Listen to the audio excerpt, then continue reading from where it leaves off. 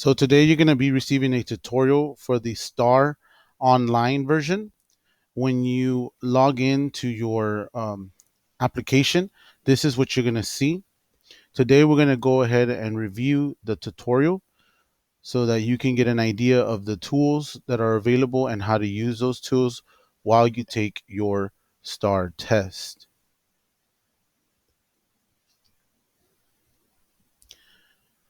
And because you all are seventh graders, we're going to be doing a tutorial over the STAAR writing. So, seventh grade, writing, and then take the test.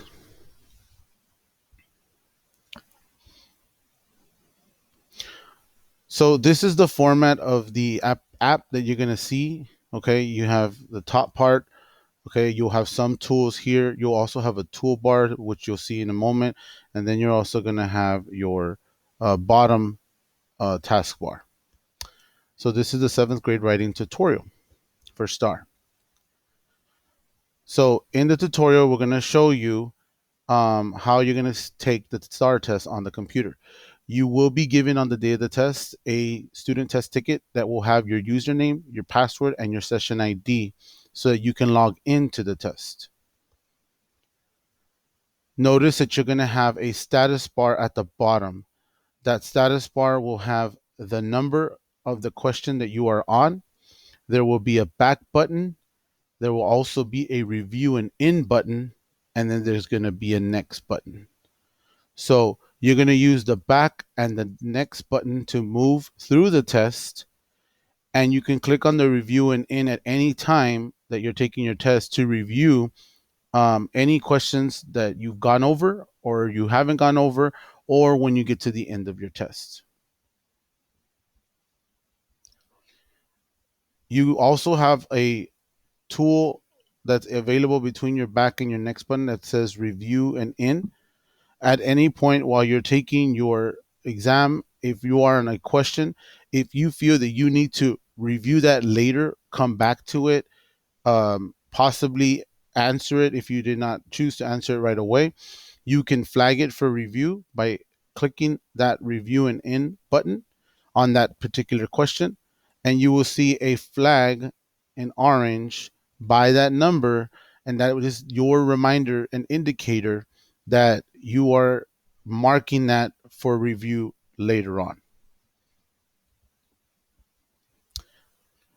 There's also these are just questions that they'll be prompting as we take the test. I'm sorry, the tutorial, to make sure that you all are being able to understand how to use these tools. So the question is, what should you click on to remind you to go back to a question later? And the correct answer would be mark for review, which is right here.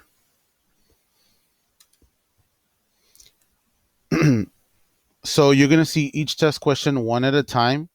If you cannot see all the test questions on the selection, there will be a scroll bar on the right of the screen to use to move up and down for the information.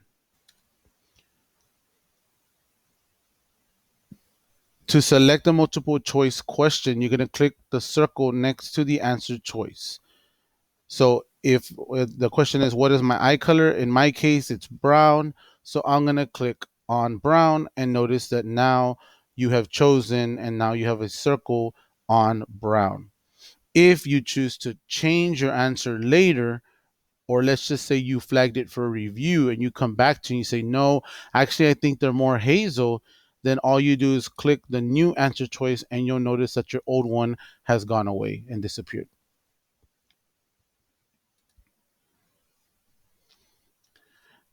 In this writing, because it is seventh grade writing, you will have a written composition.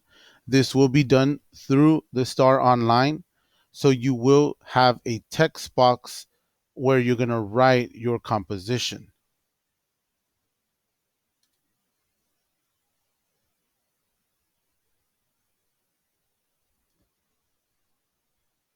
So notice that it'll ask you, it'll give you your response or your writing prompt, and then you simply just click, and there you can start typing. And that's what this video is showing you. But I'm going to demonstrate it on the next slide.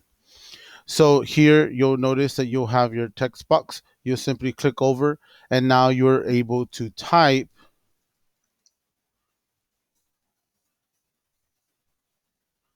on the text box. You have some tools that are available while in the text box. You can undo something that you just did, or you can redo something that you just did. You can also cut something up. If I chose here and I would cut it, you can also copy and then um, paste it. You can make the letters bold. You can also make them italicized and or underline. These are all tools that are available to you in your writing text box. And because this is a writing test, you will be typing out your written composition, and you will have these tools available for you.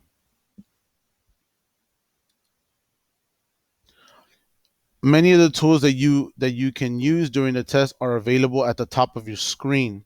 So you'll see up here you have some, but then there's also going to be another toolbar that you'll see that also has some additional tools. Now, at any point, let's just say that you forget on the day of your test everything we just reviewed right now. Okay, you have two options if there's something that you have to ask in reference to a tool on how and or how to access it or use it. You can simply ask your test administrator. They're allowed to explain to you about the tools during the test, but you also have a help tool, and this help tool will be accessible at any point during your test.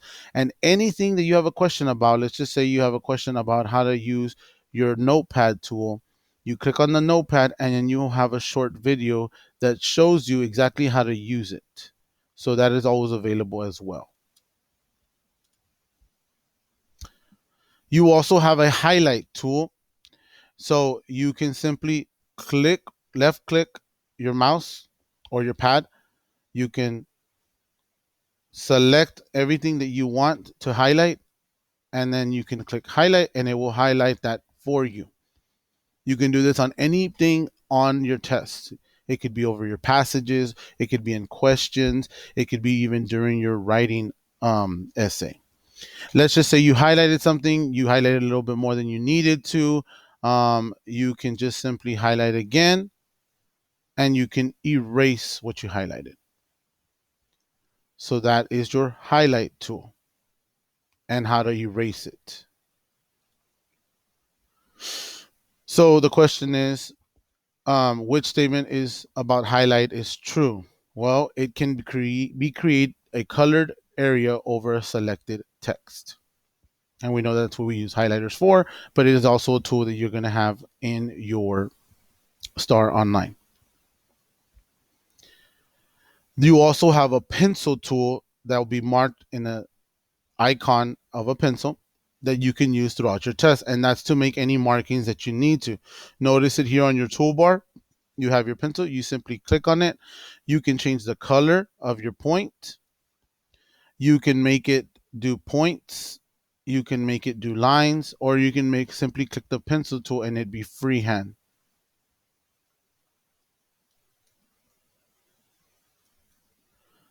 You can also erase using the eraser tool. Click the eraser over it and click, and it erases that of what you marked.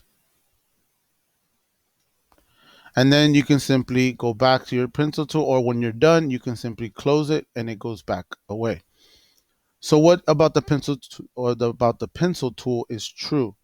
Well, all the above. It can make marks on a graph, it can make marks on a picture, and it can underline words.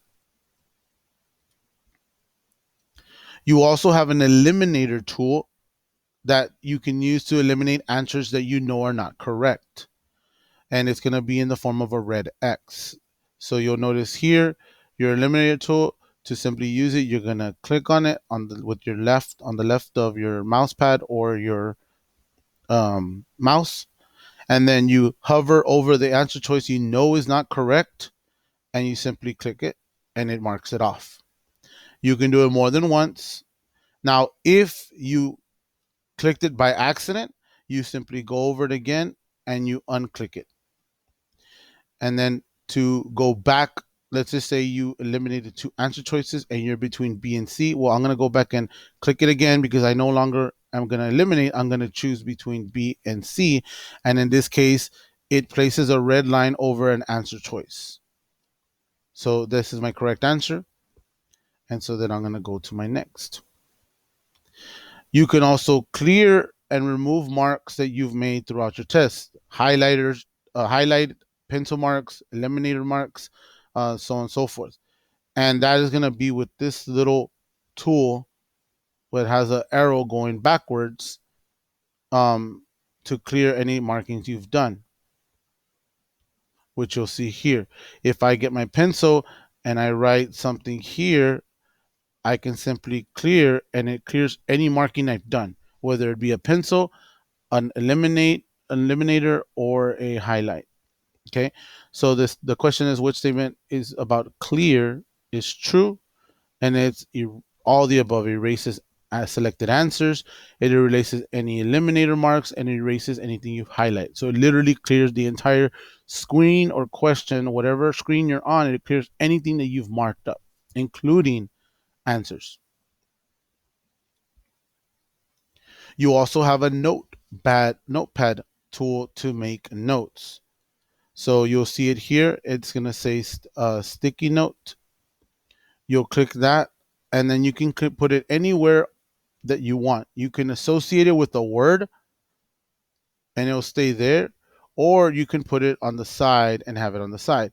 So if you want to make a note, okay, I could put it over notepad on to make notes on question.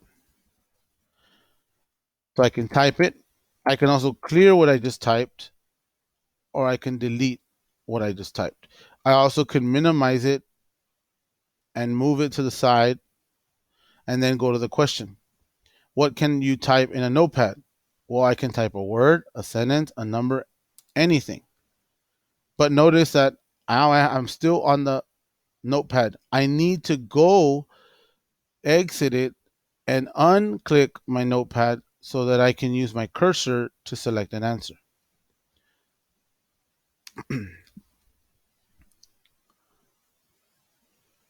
And so this is your sticky notes, which actually the notepad and the sticky notes are very similar. The sticky notes is just something that you can use specifically for anything. You can directly link it to something. And the notepad could just be something you just have off to the side. Okay. Um, and not all of these, well, most of these will be available, but it's not always. The notepad tool is right here, actually. Sorry. So yes, I got confused. So the notepad tool is right here off to the right, and your sticky note is like a post-it that you're attaching to a word or a question or anything that you want to do. But you can also just write notes simply, on anything that you need to, and then you can minimize it and it stays there, or you can exit it. But once you click it again, anything you've done is here. And of course, you have similar tools like you do on your writing, um, text box that you do on your notepad. And so what do we use the sticky notes for? Well, same thing. Type a word, a sentence, a number. The only thing is the difference between a sticky note and a notepad. The notepad will just stay off. You can have it off to the side, and it's in general about anything you want to take a note. And the sticky note, you can actually stick it to any specific word, part of the passage, a question, a answer choice, etc. You also will have a dictionary tool on your STAAR online test. Now, that doesn't mean that you have to use the dictionary tool that's here. You also have access to a regular dictionary if you choose to use a live dictionary as opposed to the tool that's here. But you will have that option as well. It's of course says dictionary, and you can type in any word that you would like to get to search up a word. And so if I want to search up a fly, I click on the word that I meant, and then I have all of my information here from that. And I can minimize it or I can close it. And so which one opens a dictionary? It's going to be the little open book, of course. But again, you do not have to use this dictionary tool. You can also use the an actual live dictionary. You also have a guideline tool. And the guideline tool is just basically for when you're reading. It's kind of like a colored overlay. You just click on it and then it follows your mouse. So if I'm reading the selection, it's going to lock it to the selection part. And so I can just use it to help guide me in my reading. So, black sheep, have you any wool? So on and so forth. You can also use it on the right side for your question and your answer choices. And then once you no longer need it, you just simply go back and click it again, and now you're back to your cursor. And so the question is, which statement about guideline is true? And it is that it can be used to help keep your place while reading. You also have a zoom tool, and the zoom tool is going to be at the top right. You'll see here next to your audio, your color, your pause, your help, and your logout. The zoom is automatically going to zoom it in quite a bit. And from here, you can use this like as a pad, notepad, mouse pad to move through it. And this is if you need to see it, if you feel that it's too small. You can also zoom it even more, or you can zoom it out. But this is as when you click on it, this is where you're going to be at. You can't get zoom out anymore other than getting out of the tool completely. And so this is the tool icon for the zoom, which is at your top right. You also have a color tool that's on the top right, and this color tool is to change the background. Let's just say that you feel that it's just too much white. You can change the background. You can also change the actual page that you're on. So this is just to your preference if you feel you need to. If not, this is what the default one looks like. So I can change it to any one of these combinations above.